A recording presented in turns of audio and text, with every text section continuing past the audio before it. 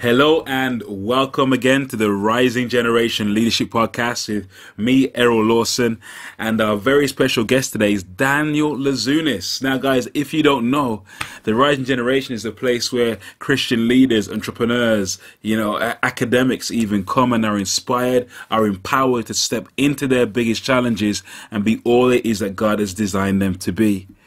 And our guest today, Daniel Louzonis, is someone who lives and breathes that.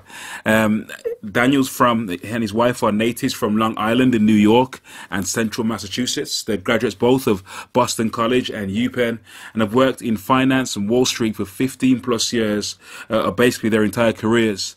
And now they primarily teach accelerated math and advise parents on how to educate their children. Now, guys, we're going to have your mind open, have pen and paper at hand, especially if you're a parent today, because we're going to go into some stuff. Dan, thanks for joining us today, my friend. Oh, great to be here. Thank you, man. Thank you. Dan, before we kind of go into our interview, just please fill in any gaps, first of all, in your bio right there, and then give us a glimpse of what you're up to in the world right now. Well, that is the overview of my bio. I mean, I grew up in Massachusetts. I've bounced up and down between Philadelphia, New York, and Boston for several years. And I started out on Wall Street. I started out trading stock options and focused on making money. And I thought maybe one day, once I made my millions, I would retire and become a teacher. But a couple things happened, and I had kids, and my industry collapsed, and I was actually called into my calling, which is being a teacher, much sooner than I thought. Wow. And so at some point I left the world of finance and started teaching my kids and other kids, and also mentoring parents. And I've started this new career that really is, within my two brands, homesschooldad.com and einsteinblueprint.com. And now every day I'm either working with students or working with parents directly, and or I'm pumping out content either through my podcast or through articles I write that are aimed at one thing and one thing only, and that is helping parents unlock every ounce of their kids' potential. Wow. And what came first? Was it the Einstein Blueprint or was it Homeschool Dad? Okay, Homeschool Dad came first, and I really didn't want to go with that name because homeschooling is a complete misnomer. And homeschooling, it doesn't mean what the name implies. We're never home and we don't do school. And it also, the name conjures up images of probably a mom or maybe a dad in a kitchen with a makeshift chalkboard recreating school at home. And that is most certainly not what we do. Mm-hmm. And so I went with homesschooldad.com because I could buy the domain. I think it cost me $2,500 US dollars.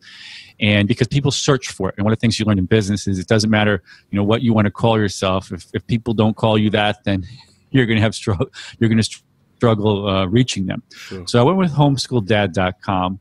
And, I could talk to almost any parent about what we do in our quote-unquote homeschool and how they can apply it. But the second I use the word homeschool, it scares people to death, and they run as far as they can from the idea of their kids being at home, the idea of them teaching, that whole idea scares them to death. However, if I talk to a parent like yourself who has young kids, and instead of talking about homeschooling, if I said, are you interested in accelerating your child with reading and math and creativity? Of course they're interested in it. So the Einstein Blueprint was an outgrowth. It was really a realization that I needed to rebrand myself. Right. So the bigger brand now is Einstein Blueprint. And of course, Einstein connotes genius or is synonymous with genius. Mm-hmm. And everyone wants their kid to be a genius. Mm-hmm. And there are several facets of the Einstein Blueprint. I'll just give you the first two. The number one pillar, or the first pillar of the Einstein Blueprint, is that all children have infinite potential. That's all children. Yeah. And the second pillar is that, the whole world is actually conspiring to suffocate that potential. And then the last pillar is that only parents, because they control the inputs in their kids' lives, only parents have the ability to, ward off these threats and see that their kids, their natural, infinite intelligence and creativity and all this potential sees the light of day. So the Einstein Blueprint, just to bring it back, is my bigger brand, and it came second. Okay. So what I would love if you could do for us is a couple of things come to mind. So the first thing is, like, if you could make a case, just give us your case for homeschooling, like why homeschooling? And then maybe after that we can get into some of the practicals of, I know you've got two amazing children, which we want to hear all about as well. But like people listening right now, some are thinking, well, I don't know if I could homeschool. They're thinking of all the barriers you identified as seeing them self-teaching, how they're going to do it with work and everything else going on. So what's the case for homeschooling first? Well, the big case is that really individualized instruction, which is what homeschooling is the only way that a child can maximize their abilities. Right. And when you take a child out of a classroom, and it doesn't matter whether it's reading, science, history, or art, piano, chess, or tennis, when you put them with an individualized curriculum and individualized one-on-one teachers, they go vertical. And it's not like almost everybody understands that, or assumes or agrees that individualized instruction is better than group instruction. But the big question is how much better is it? Because if it's just marginally better, then you could say, I would love to give my kids that, but I have to work, my wife has to work, or we have split parents, a divorce situation. It's just we don't have the logistical capacity to pull it off.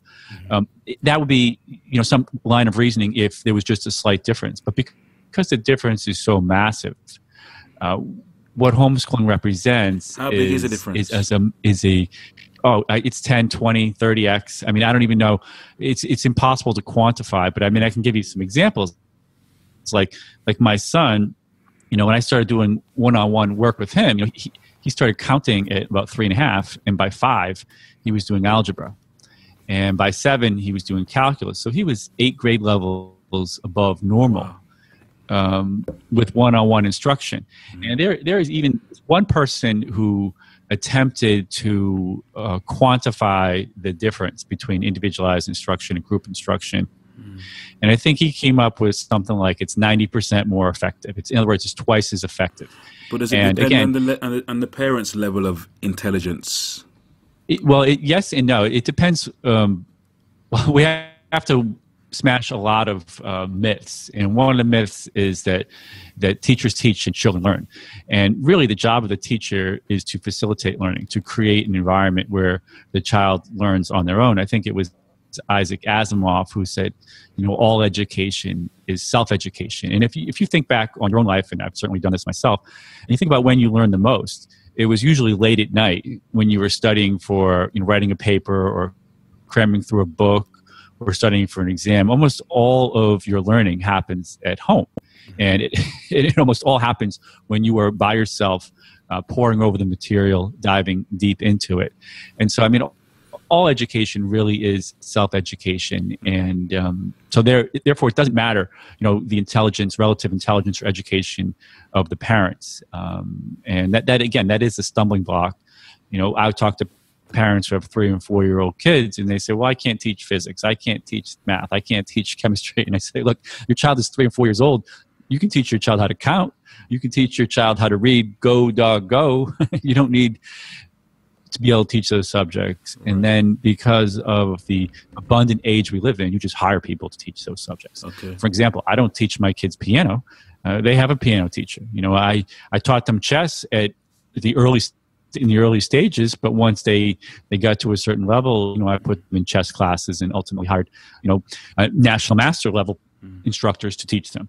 So where there's a will, there's a way. And it does come back to, what is this argument for homeschooling? It's like, if parents can see, and this is one of my jobs as a marketer, is to paint the picture. If they can see that difference between individualized instruction and group instruction, they will bend over backwards. They will mortgage their house. They will borrow money from their parent. They will do whatever they can to give their kids this opportunity to be educated outside of the mainstream. Okay. Well, I guess one way of making a real strong case for it is, you know, you're doing it right now with your children. Can you tell us that story of how you've, you know, how you began with your children from the very beginning, the genesis of it, if you like, and then sort of where they're at today? Yeah, so I gave you a little glimpse of it. I just started doing workbooks with my son when he was 3, and I say 3.5, but I mean, I went back and looked at the calendar. He was 3 5/8 years old precisely, and we started counting. We started doing these workbooks, which I'm pretty sure are available worldwide. They're called Kumon workbooks, Sure. and they cost $7 US. And yeah, they definitely have them over in the UK, and they're just basic workbooks. And we started doing them, but we did them every day. We did longer sessions. We didn't say we're going to do 10 minutes. We would do an hour in the morning, then an hour in the late morning, and then an hour in the early afternoon. And we would do them on weekends. And we would just, kind of keep at it. And what I discovered was not just how fast he could blow through the material, not just, how actually small, I mean, between counting and algebra, there's really not that much content in math. They drag it out because of poor instruction and inferior methods. But he moved so fast that by the time he was 5, he was 9 months away from kindergarten. And there was no way he could go to kindergarten when he's doing algebra. And there was an open house at the kindergarten, and we didn't go to it, but our friends went to it. And they said, these are our goals for the end of kindergarten. We want your child to know how to count to 10, and we want your child to know how to hold a book. Not read a book, not write a book, but just hold a book, I guess, right side up. And these were the ambitious goals that they had for 5-year-olds. A year after, I mean, this would be a year late. My son wouldn't be finishing kindergarten for a year and a half at this point. So he's already at algebra, and I kind of knew that he was never going to go to school. And when I was at 100% that he wasn't going to go to school, my wife was still probably at 10 or 15%. And it's like this in every family. There's never, it doesn't matter what it is, husbands and wives never agree on everything, and they definitely never agree simultaneously. And even when they agree, one might not even admit it. So it's a complicated process. But I could see right away that he wasn't going to go to school.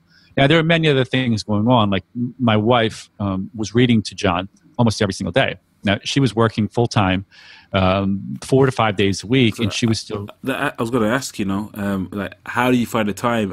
And also, what was happening before the age of 3 then? Was there anything happening then? Yeah, I'll get into that. It's a little controversial. Okay. So he... and I didn't really know what was going on. When you have young kids... you're in a fog. You're in a battlefield, and you're just trying to make it through hour by hour, day by day. Ear infections, sleep disruption, potty training, trying to find time for you and your spouse. And so I didn't really know what was happening until several years later, and I was able to really reflect on what we did and what we didn't do, which helped the acceleration on, say, like the math and reading. And one of the major things that we did was, my son John never really had a nanny. He never had a babysitter.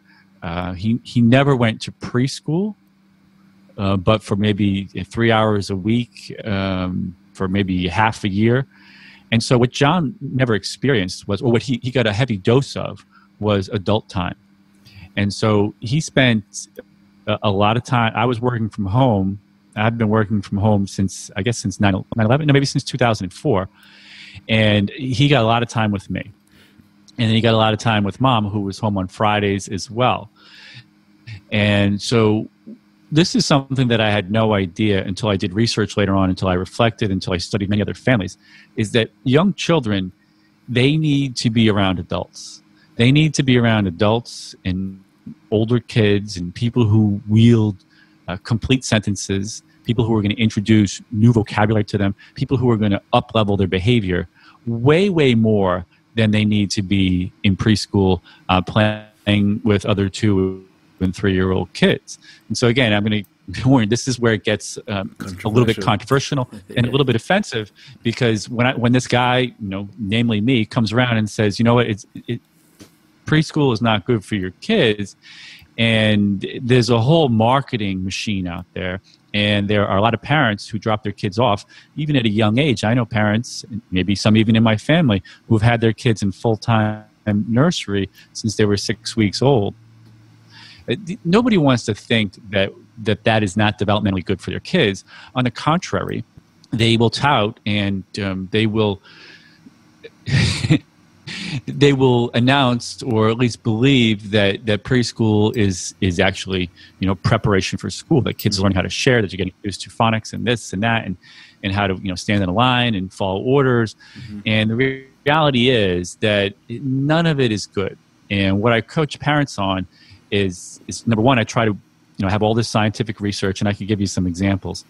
There's all this scientific research, there's all this anecdotal evidence, there's all this common sense that says that, it's actually not good to put a 3-year-old amongst a bunch of other whiny 3-year-olds all day long because they won't learn anything. Let me just give you one data point, because this is the strongest one that I have. In 1950, the average vocabulary of a 5 or 6-year-old was 4,000 words. So this is, going back some, I guess, almost 70 years, that a young child back in the day in the developed world had about a 4,000 word vocabulary. Now today, that same child only has about a 1,000 word vocabulary. And now let me ask you this. I'll throw the question at you. What have been the big changes in the last 70 years? What would make a child's vocabulary drop 75%? I think one is screens, potentially. And not just screens, them being on screens, but their parents being on screens. So perhaps you're 100%. Yeah. You're 100% right there. So screens is one, and what's the other one? I think one possibly could be family, the breakdown of family. Yes, the breakdown of family. So you've got more single-parent families or more broken families, and just more the stress and strain that can put on the remaining parent. That's probably a factor. Well, you're right. You're. I mean, I kind of led into it. Yeah. It's really daycare and preschool. Okay. So daycare and preschool it's been a new phenomenon in the last 70 years because really? of what you. What was happening before then? Because well, people were married. Women were not working. People stayed married, and women were not in the workforce anywhere near the extent. And so, as a result, that 3-year-old kid was tugging at mom's ankle, mm-hmm. and mom was speaking to her son and her daughter in full, complete sentences. Mm-hmm. And so, language acquisition. I mean, children they acquire the language, the English language in our case, by listening. Right? Yeah. They can't read. They only have a few modes of absorption, and the main one is listening.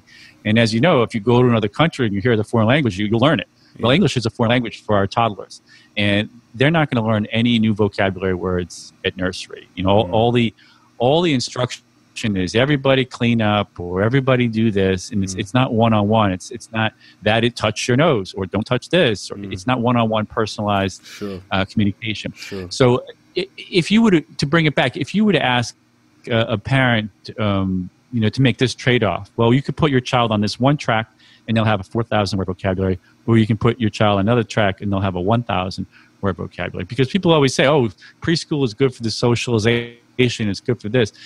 I won't go into socialization right now. That's another hot button issue. But just if parents knew that they were going to actually limit their child's vocabulary, like if you think of life and education as a race, if you think that they're going to be behind by 75% of what they could be, nobody want to handicap their child that way. Okay, so let's get into some of the practicalities of that then, because I guess the central questions are: does it depend on your academic level as a parent? And you've answered that. Does it depend on your income in your household? Is that a factor? Well, let me actually. I actually think. Wealth is demotivational, right? So there's actually a study that says once a family earns $77,000 US per year, I don't know what that is, about 60,000 pounds a year. once they earn beyond that, wealth is negatively correlated with academic achievement in schools. In other words, there's not enough.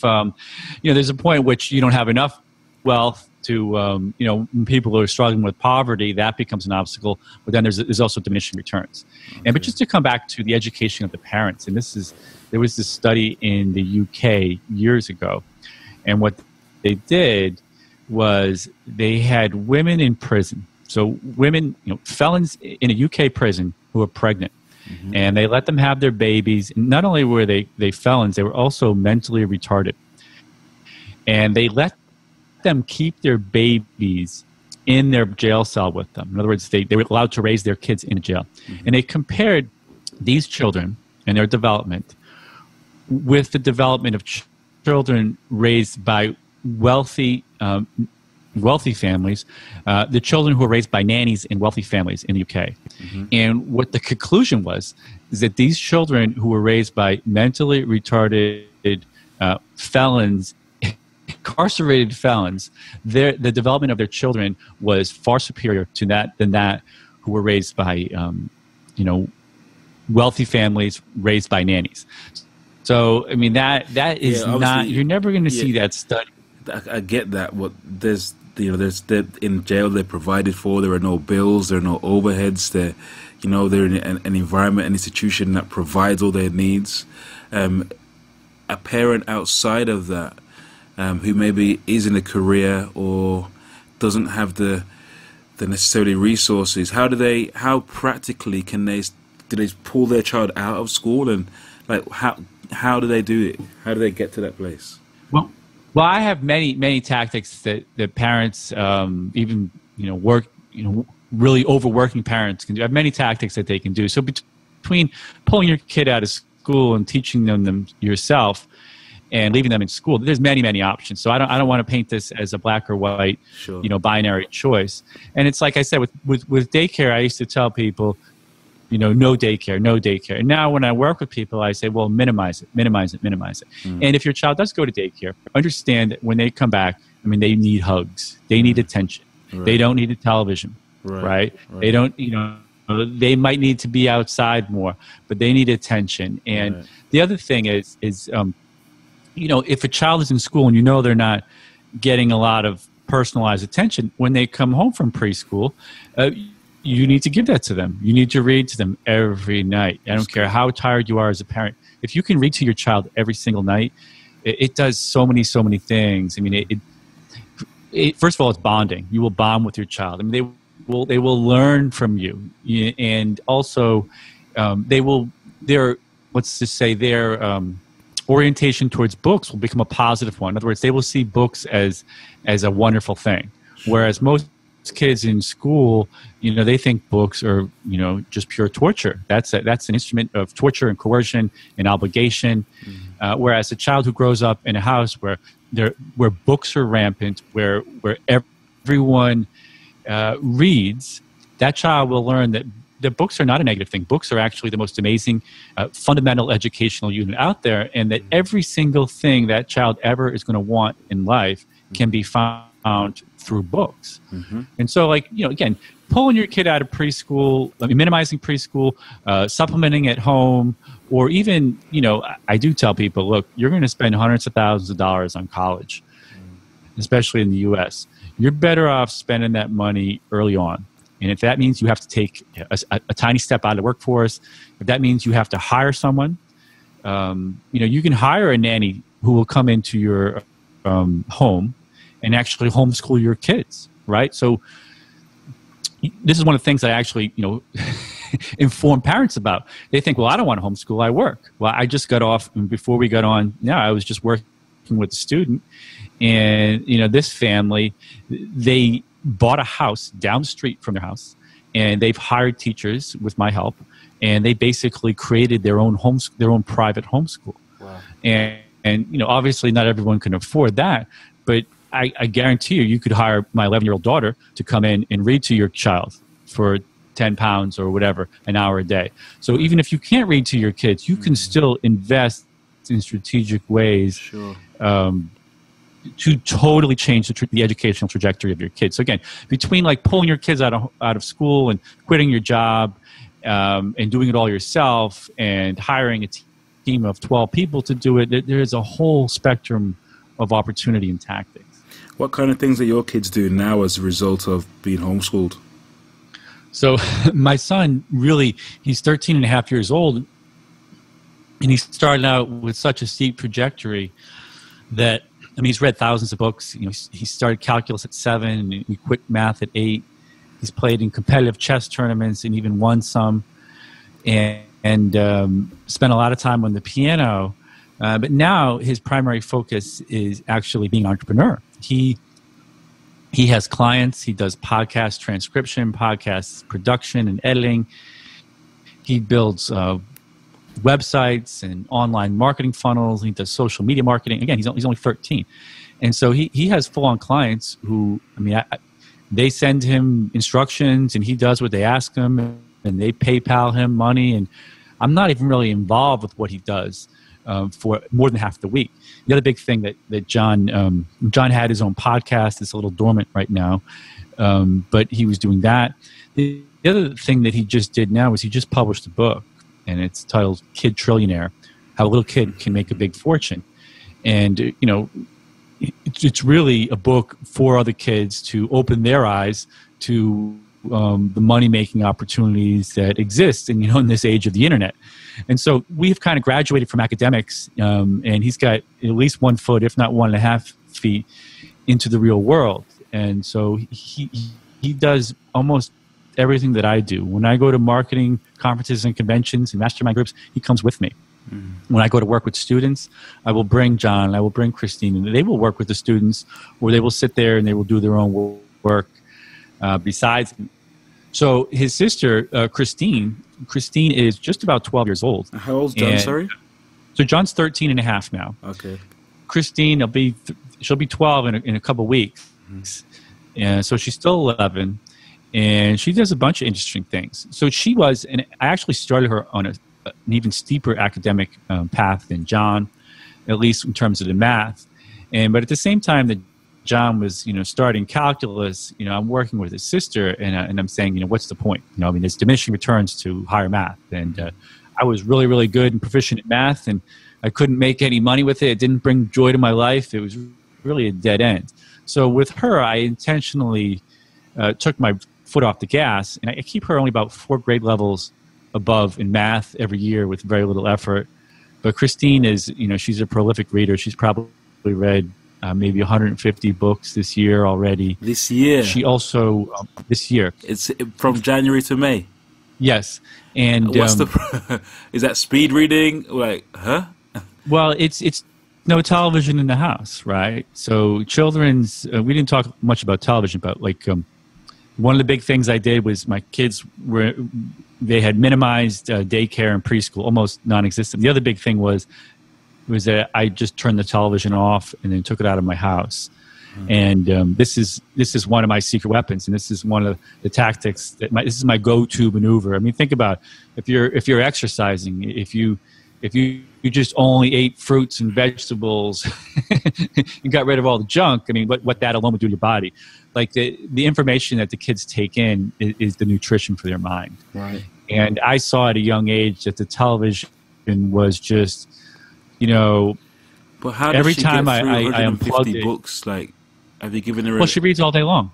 Oh, right. She reads all day long. Wow. And this will work with any child. If you took a child and you put them in a jail cell, so to speak, a metaphorical jail cell, and there was nothing in there but books, at some point they would pick those books up because books are, unbelievably addictive and fascinating, but they just can't compete with the arousal of screens and television and all this stuff that's been, scientifically engineered to be addictive and basically make us turn off our brain and follow along. And so, she is a little bit of a speed reader because the more somebody reads, the faster they get at it. She's not as fast as my son. My son can read a page in 15 to 20 seconds, but they'll routinely read 500, 700 to even 1,000 pages in a day if I let them. And in fact, my daughter, she has about 7 flashlights and nightlights buried under her covers, and try as I might, she stays up all night reading. And I have a hard time tearing away from books. When my kids get in trouble, I actually punish them by taking away books. Did they have many friends? Of course. How did you make that happen? How did you? So my kids are active. Mm-hmm. So there are, and people don't even know this, so it's a good thing you asked that question. Mm-hmm. There are thriving homeschool communities all over the place. Mm-hmm. And when we lived in London, we were in a few. And, so our kids they socialize with, they play with, they take classes with kids who are in the homeschooling community. And they also socialize with the local children, okay. The kids at the park, the kids on the soccer team, karate, dance, Boy Scouts, Girl Scouts. They do all the local after-school activities. Mm-hmm. And during the day, they do all the homeschool activities. So, and it's even better than that because they're not limited to their own town or neighborhood. So they have, in New York here, they have friends across a 100-mile radius, and they have friends in London, and they have friends in Florida and in other states, who we see when we travel, or who comes to visit us when they travel. And so their radius is bigger. Let me just tell you this. So their radius is bigger, and also they have friends who are older than them and younger than them. There's no age segregation in the homeschool community. And this is a very, very big concept. A very, very big negative actually in schools is the age segregation. Because if you think back to when you were in school, when you're in 5th grade, you wouldn't give the 4th graders the time of day, and the 6th graders wouldn't give you the time of day. You were kind of like trapped in this small world of, the 10-year-olds. Mm-hmm. And so their social life is actually, socialization is one of the main benefits of pulling your kids outside the school system. Not just that they can have a wider berth, but then you can also control who they hang out with. So you asked me about, go ahead. So what's been the sacrifice to you and your wife? No sacrifice. We don't make any sacrifices. We have it all. I wake up every day and thank God for, the abundant life that we have. The way we look at it is that, people who put their kids on a school track, they're the ones who are making the sacrifices, right? The kids come home from school and they have homework. They are limited to travel during holiday breaks at school. We can do whatever we want on any given day. We can disappear for a month, 2 months, which is one of the things we've done. We've spent a lot of winters in Florida. Nobody wants to be in Boston or New York when it's Arctic conditions. And one day I had the idea that, how come only retirees can go to Florida? Mm-hmm. And so I just went on Craigslist and found a rental, and we just got in the car and drove down. Mm-hmm. So we don't make any sacrifices, and even financially, right? So people think, oh, you're sacrificing financially. Well, there's always things that you and I can do to make more money, right? Like unethical things or industries or jobs we don't want to do. I mean, we're always choosing a lifestyle, right? And college in America, it's going to cost about $300,000 for one student. Mm-hmm. And if you have 2 kids, that's $600,000. And if you think of it in terms of pre-tax income, you need to earn $1 million just to pay for your kids to go to college. And that's today. It goes up every year. Mm-hmm. And so my kids aren't going to college. They're so far beyond college. It's so unnecessary that even if someone would say to me, you're sacrificing financially, I'd say, well, you're going to spend $1 million on college or more, and I'm not. So if you think you're earning more than me now, you're going to be coughing it up. And so in private schools, certainly a massive expense as well. So if you were to turn back time and you were to do this homeschooling journey over again, what would you do differently? I would do more outside time. I would do more foreign languages when they were young.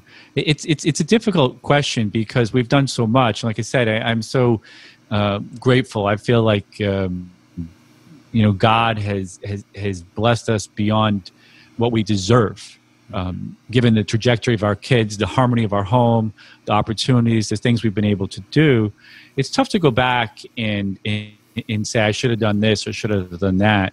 I was really fortunate that I discovered, and I say I discovered it accidentally, how bad the television was. Because then when the iPad comes onto the scene and the cell phones start to become dominant, like I already know, like I was already aware.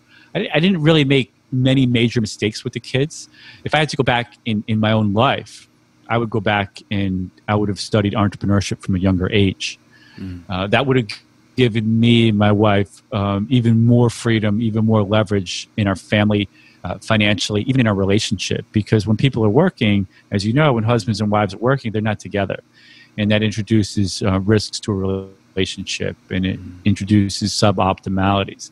And so I don't think I would homeschool any different. Obviously, I would be a little bit more efficient at teaching the subjects that I learned how to teach even better. But, one of the things that I'm doing, and this is why my son, wrote that book, Kid Trillionaire, is that we want our kids to grow up having passion businesses, working for themselves, understanding every single thing about how to make money, not because we have money exalted as some worthy end in itself, but because when they have that freedom, they can do wonderful, wonderful things. And so looking back, it's like, you know what? School does not teach our kids to be entrepreneurs. I was going to ask you, and doesn't teach them anything. Not sure. I get that.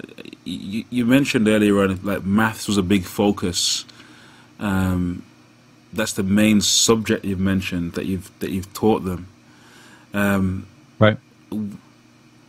Was there a reason behind that focus? And what about the languages and some of the sciences and things like that? All right. So math is not really about adding, subtracting, and multiplying. Math is about mental discipline, and there's a reason why it is as copious as the complaints are about how math is taught in school and the arguments over its usefulness. Children need math because they need to learn logic. They need to learn if A and B, then C. And they need to learn how to think in black and white, because when they go out into the real world, they're going to have to make decisions that are all gray. And if they can't make the discipline their brain to make the clear logical conclusions, then they're going to have trouble when it becomes what should I do today, or should I go into this field or that field, or how should I improve my relationship? They need a math background. But having said that, I taught math because that was what I knew, right? Like I was a new parent, and math was also my forte growing up. I have a steep background in math. I was a math major in college. When I was in high school, I was highly involved in mathematical competitions. So I just taught what I knew, and any parent can do this. If you know the drums, you should definitely teach your kids the drums. If you know art, you should teach your kids that. And because that's one of the real gifts we can give our kids is like the things that we know. Right. Having said all that, I actually think chess is a more powerful learning tool than math. I have fallen in love with chess, and chess can teach you all the logic and can teach you how to solve difficult problems, but it also injects, I would say, a lot of creativity, a lot of psychology. Chess is also a social game. You're playing against another person. It's got a competitive angle to it. So, if your child is not going to learn to think critically and with a lot of discipline through math, there are other vehicles that they can learn. They can learn it through playing the violin, or they can learn it through martial arts. But like, math to me is foundational, especially in this day and age of attention span, right? So a lot of kids who suffer with math, they suffer because they don't have an attention span. They can't hold a couple of numbers in their head. They can't remember what they were doing. Their brain is basically getting like wiped clean every 2 seconds because they haven't developed the ability to focus. And the ability to focus will serve a human being throughout their whole life, right? So science and history, let me go into them. So I teach all subjects differently than are taught in school. When you teach on an individualized level, you have, or when your children learn, or your students learn on an individualized track, they have weapons in their arsenal, in their learning arsenal, that are not available. And the primary way to teach, let's just say science, for example, is, science can't be taught. Science has to be absorbed. Children have to see the facts, accumulate the facts, scan the universe, and then draw the dots and the connections themselves. And the best way to teach science is by reading books. And so the main way we teach science is we just throw book after book after book, science books that is, at the kids and say, read it, read it, read it, read it. Now, we're not quizzing them on the books. Do they just read it? Do they write a book report? Do they? Yes, so we're not doing, they can. They can, but not to the extent of school. So we like to combine things. So if my kids are writing in their book or they're writing a blog, every day they need something to write about. And I'll say, well, write about this book you just read. But I'm not grading it, right? I may make a couple of comments. The most important thing is that they absorb the information. However much they can get out of it is what they're going to get out of it, right? And once you introduce tests and papers and everything, it introduces a level of stress. Mm-hmm. And again, it makes the book and the assignments painful, and it makes the child just associate science with something not that can help them improve their body, their health, or anything like that, or lead to a career, but just something that they just have to get through. And they don't appreciate it. So I would teach science through books and also through all these nature preserves and science centers. Right. And my kids have been to well over 100. Think about a field trip in school. I don't know if they call them field trips in the UK, but that's what we call them here. And they'll take the kids to a museum. Well, now, if your kids are homeschooled, they can go to hundreds of museums, mm-hmm. and they can take classes at museums, and they can actually go work with scientists. Mm-hmm. It's better for kids to learn about science from actual scientists, people who are passionate about whatever field they're in, than it is for them to learn from a sterile textbook that says, memorize this fact, and we're going to quiz you on it.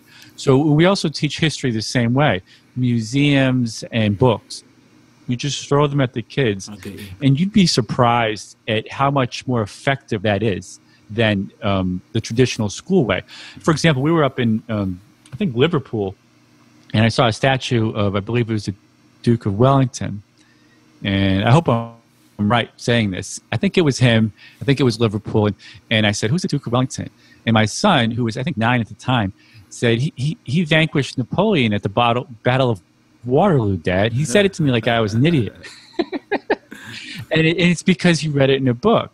And so reading is a major superpower for your kids. And the more they read, the earlier they read, their vocabulary expands, their imagination escalates, and their ability to retain information will just expand like you won't believe. Because, these kids, they don't have on their brain what you and I have. They're not worried about laundry and money. Like, they have kind of like blank slates, and they remember stuff. Will you ever send them to a uni or a higher education establishment? No, because my son is so far. He's beyond Harvard, and he's been beyond Harvard, and he wouldn't get anything out of it at all. So and neither would my daughter. It sounds really, really smooth. What have been some of the biggest challenges you've met along the way? Well, when you start out homeschooling, people always say, how do you know what to study? How do you know what to do? And that's a little bit of a joke, because the veterans, they get into it and they're like, well, we have so many things we want to do, so many things, subjects we want to study, activities we want to do, travel we want to make happen, that we don't know what to cut out. Like for example, like my son is playing the piano an hour a day, and I had to cut him back to 30 minutes because he has so many other things. Your child might want to learn 4 languages. They might want to go deep into origami. They want to learn about electronics, robotics, and circuitry. My daughter plays about 3 or 4 instruments now, and there's so many things that the big challenge is, like, what do you say no to, actually? Like what am I going to cut out? What am I going to focus on? Where has it been difficult? Like, what hasn't gone? I mean, I'm sure there's been situations where it hasn't gone to plan, maybe, or what challenges do your clients say they have as they're trying to? Okay. So the challenge is another. Let me give you another example. If that one's not good, the challenge is actually kind of similar to what you and I have in life, and that is finding the right kids for your kids. Because when your kids are accelerated, when they're well behaved, when they're Christian kids, there are certain other kids that you don't really want them hanging out with. Mm-hmm. And so one of the challenges for us has been, like, I need to put my kids in situations. Sometimes it involves me driving 60 miles.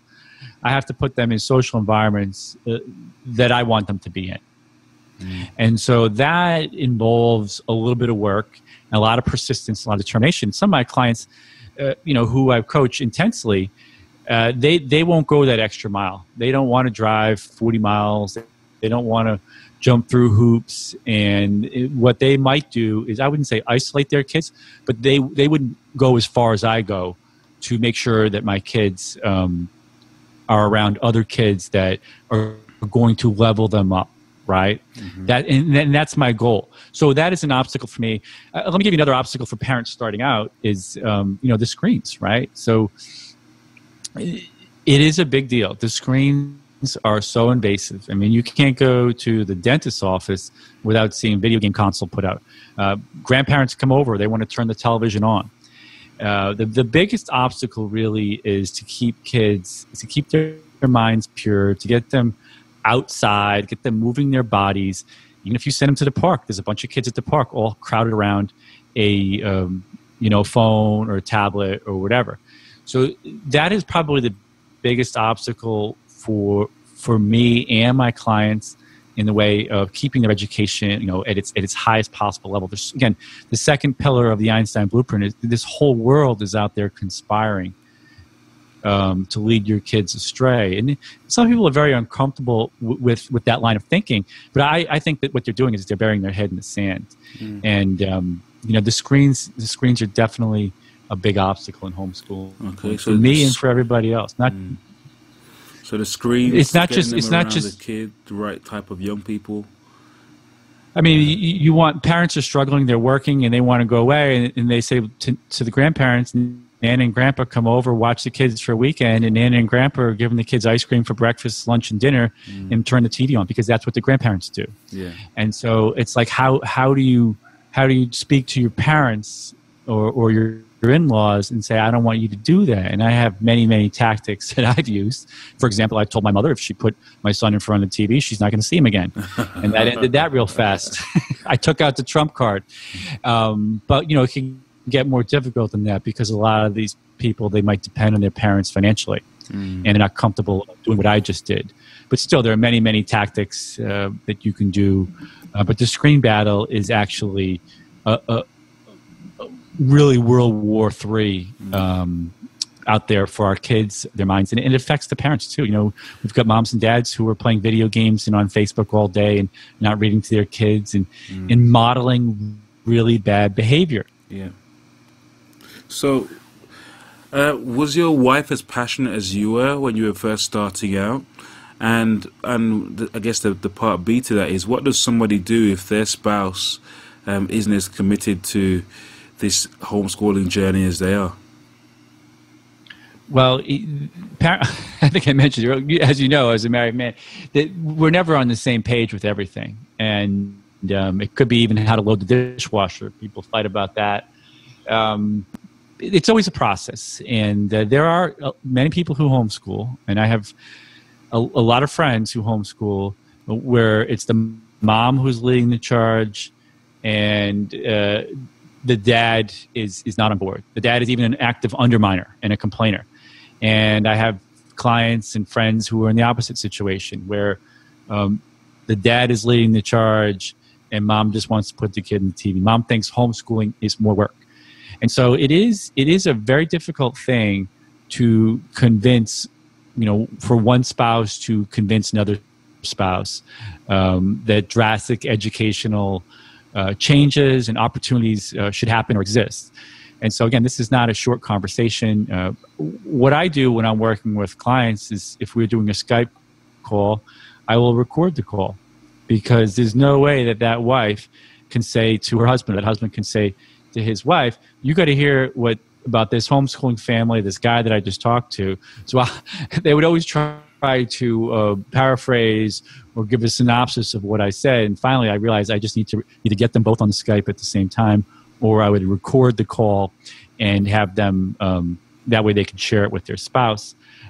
But it's a process. I mean, if a parent is closed-minded, if they're not reading books, if they're not really unhappy with how their own life and education turned out, it can be very, very hard to turn somebody. But that doesn't mean it's not worth it. It doesn't mean you shouldn't try. Like I said, I have parents, moms and dads who've done this despite having active, underminers and hostile people in their own family that they've had to overcome. So it's not a short thing to do. I think you could also take an evidence approach and say, hey, look at this, look at these kids who are homeschooled. Look at the things that they can do. Don't you want to do that as well? I mean, the persuasion is a many-headed monster, and there's many angles that you can approach it with. That's good. And so, just tell us, Dan, how do you work with the family? So, let's say someone listening right now, they're interested to find out. I'm interested to find out myself as well. Like, what is it you do exactly when you work with a new family of maybe a 1, 2, 3-year-old child? Well, with really young kids, it's more of an informational offering. You know, I say, here, you want to buy my Einstein blueprint? I lay it all out in 426 pages, everything that I've done, everything that I teach. And the parents can usually work off of information that way. I have a podcast, the Einstein Blueprint podcast, that many people listen to. I write articles, and so I have a product level at the lowest level. I have some free content, and I have some products, and then above that, I have a more intense coaching level, which is very expensive. It's at least $50,000, and it involves 3 hours per week. For a full year. So it's a full year commitment, and families use that differently with me. Some use that time just with the parents, planning out their week, helping them hire and manage their teachers. In other families, at that time, I just spend those 3 hours a week just working with their kids directly, usually math, but also writing, chess, and other things. And so that's at the higher level. So I have a whole spectrum of how I work with people. But when you have young kids, the good thing that you have, Errol, is you have a long runway, right? So if you have a 2-year-old child, you don't have to worry about math and chess and these other things now. But you want to think about them for the future, and you want to think about what type of environment you want to sculpt, what type of behavior you want to model for your kids. And you may even think about tweaking your career so that, one parent can have flexibility to be home with the young kids. So it's a lot of long-range planning when the kids are young. And, when my kid was 2, I mean, if you're thinking about this stuff when your child is 2, let me just give you some confidence. You're way ahead of where I was, because I wasn't thinking about this when my kids were 2. And I didn't really even think about it until maybe I started working with my son, and I had no idea. And so if you have that far-sighted ambition, if you have that burning ambition that you want your kids to crush life, you don't want your kids to be punching a clock and reduced to 2 weeks of vacation per year, and you don't want your kids to be looking around saying, why is everything so expensive, and growing up cynical like a lot of people in our generation did, then you can make it happen. There's many things you can do now. Your determination and quite honestly, my blueprint will get you there. Brilliant. Well, Dan, it's been amazing talking to you, man. Is there anything else that you've not shared that you want to run by us? I think we covered a lot. I mean, the big things when your kids are young, and I can't emphasize this enough, is that that iPad is the worst possible developmental thing in a child's life. And iPad sales are dipping among adults, but they're growing among children. Right. And we have a whole generation of parents who won't go out to a restaurant without giving their kids devices, won't get into a car without giving their kids devices. And they've become as addicted to that as a crack addict is to cocaine. And I would even say that it's worse because the screens, they seem innocuous. And so I just can't emphasize enough that people, and I think actually people out there in our generation, the older adults, we kind of get it. We kind of see that this technology is an assault on our brains, our families, our futures, and we kind of get it. But I think there's still a lot of people out there with the delusion that they can limit things.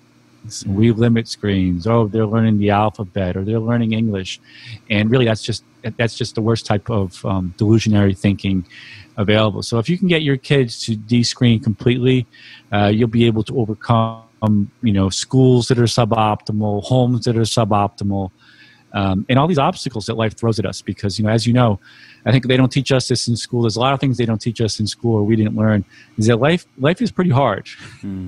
As we get older, our bodies start to decay.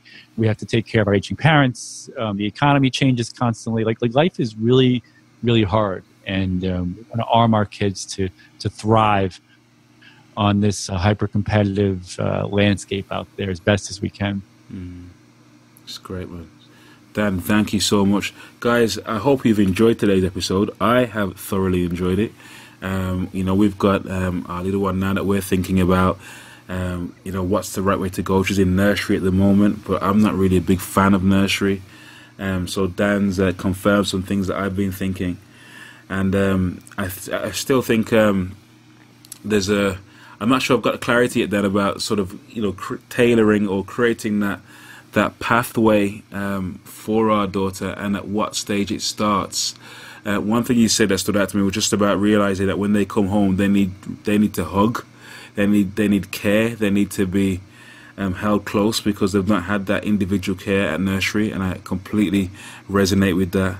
And I also understand from what you're saying that it's quite flexible as well. So you suggested that it's not necessarily a matter of them being home every day during those nursery and preschool days, but actually just less of it and more time with adults is more beneficial. Having just that space and the whole thing about vocabulary and what have you, I thought it was really important. And then it's a journey, right? I guess it's a process from there, and figuring out like what it is that the parent is passionate about, and starting there with whatever their subject might be. And then getting experts in as far as you can afford to do, maybe a nanny or other specialist teachers, whether it's piano or chess or a language. Getting those people in to do that. I guess you can create your own curriculum, right, for your child. Yeah, we say we cobble it together. Yeah, and then there are those homeschooling groups that are around the country that you can plug into. And can you point us to any of the studies, Dan, that you mentioned that kind of have evidence that homeschooling accelerates learning compared to? Well, there's data, and I can send it to you. And you can post on your thing about say the grades of students when they go to their first year of college, and how much higher kids who are homeschooled, what their grades are compared to kids who weren't homeschooled, and their higher standardized test scores and all this stuff. But I think it's a little misleading to look at that, or even, it's the wrong question. I have Pinterest boards where I, highlight kids who've been homeschooled. There's been about 14 U.S. presidents who've been homeschooled. And really, school as we know it, age-graded classrooms where kids, all go at the same pace, the lecture model, it's really only about 150 years old. Since the beginning of time, children were educated on a more individualized track, and we had this thing in the they were privately tutored. We had this thing in America, the old schoolhouse. I don't know if they had it in the UK, where really there would be kids of mixed ages sitting next to each other, going through their textbooks, but they're going through them on their own. There's no one at the front of the class lecturing. There was the teacher. And the way I describe it is when I did teach math classes, I give the kids problems and I just stalk the back of the classroom. They work on the problems. I offer a pointer here or a pointer there, but they have to wrestle with the material themselves. So group education really it is a historical anomaly. And there, just to give you an example, like chess, half of the top chess players, young players in America, children, half of them don't go to school. Right. And there have been entrepreneurs in America who are homeschooled who've made billions already. So, and if you could just give us just share a word for a parent listening right now who recognizes that that homeschooling is better for their child, and then maybe they want to get into it, but they're looking at their finances, maybe looking at their current professional pathway, maybe they're a single parent. And they're thinking, how on earth can I make this possible? Where should they start? Well, they should start by just using Google and looking at homeschooling forums, homeschooling boards, Pinterest boards, YouTube videos. I mean, all the information is there. And if they're interested, I mean, it's literally at their fingertips. They can find all the basic information. And what the basic information will do is it will prime the brain for thinking about the possibilities. And there are actually two categories of people that homeschool. There are people that homeschool for negative reasons, because they want to get away from bullying, or because they want to get away from what they may consider, an ungodly secular nature and content in school. And there are people who homeschool for positive reasons. And the positive reasons one, that's the growing section of the homeschooling community. People who say, you know what, school might be fine, but you know what, the opportunities that I can give my kids, the opportunities that my families can have to bond, to travel, to lead, to raise entrepreneurs, to get my kids into the family business, to get my child who's an actor or an actress going on their career. Those opportunities are so great that I need to look into homeschooling. And that's all they have to do. Just, people spend so much time watching television and doing nothing, looking at Facebook. Just go online, do some research, order some books, reach out to people, ask questions. I will tell them that if they've done the research on homeschooling and they're still not sure, they should go listen to my podcast and look at my stuff on EinsteinBlueprint.com and HomeschoolDad.com, because the way I homeschool is different than the way a lot of other people do. And I get emails every week that tell me, I never knew it could be done the way you do it. And I always underestimated screens, and I always underestimated this, and I always thought that was something wrong there. So if they've already done this cursory research, they should check out my stuff, because I have a different voice. And that's all you really need. You really need just to find one person who you can model, one person who can inspire you, one resource. And it's really not that hard. The hardest part about homeschooling is just getting started, wrapping your mind around it. Yeah. Dan, how do we find you? Do you have any social media handles, any websites you want to share? So just EinsteinBlueprint.com or HomeschoolDad.com. And if they look for me on LinkedIn, I have a lot of recent articles on LinkedIn. You can put a link to my name. You'll find me, Daniel Louzonis, Louzonis. I'll come right up. I have a lot of LinkedIn articles. And I answer all questions. People ask and thou shalt receive. People who ask me questions, they get answers. But if you don't ask, I can't help you. That's great. Dan, thank you so much for your time today, man. Thank you for your generosity. Really appreciate you, man. It was my pleasure. It was great to connect, and hopefully some listeners out there really become inspired to change the way they raise their kids one way or another. So if you're looking for a speaker for your next event or a leadership coach, then I'd love to have a chat with you. Our 5 core abilities process helps leaders to grow in 5 particular areas. The first area is getting clarity about your vision and where you're heading. Number 2 is about developing a team around you, building a team to help you get to where you want to get to. Number 3 is about developing the confidence in order to move forward and to lead with conviction in spite of whatever challenges you might be facing. Number 4 is about creating and managing wealth. So important in your business or personal life. And number 5 is about productivity. We help you to get things done, to focus on the key things and eliminate or delegate the rest. It's all about getting things done. If that sounds like it might be of interest to you, then please drop us a line. I'd love to have a chat with you and explore working together. My email is errol@errollawson.com. Thank you for listening.